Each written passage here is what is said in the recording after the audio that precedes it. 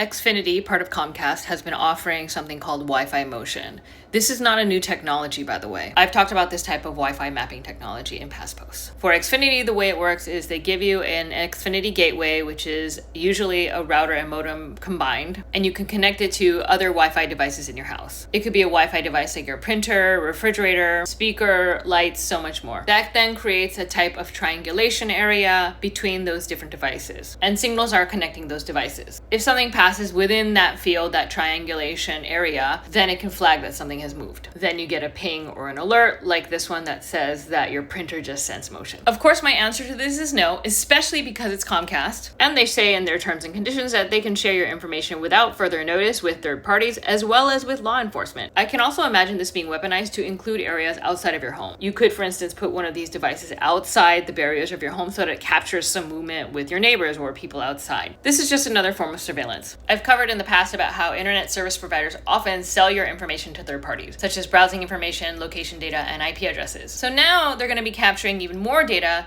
which includes where you're moving, how you're moving, and what's going on inside of your home, the physicalness of your presence in your home. If you're a customer of an ISP company that is offering this service, make sure that it's not enabled. And better yet, get your own Wi-Fi router. ISPs often provide you with their hardware and say that you have to either rent it or that it's this service that they're providing you. But because of that piece of hardware, they control and hold so much. So what you can do is actually use your own Wi-Fi router. Make sure you ask your ISP about compatible models. This is a way to reduce the amount of surface area that they have access to with regard to your information and data privacy. So remember, while you might have access to Wi-Fi motion tracking, maybe when you're out of the house, so do they. And they can track when you're at home, what you're doing, what room you're in, all of that. So that's a big no.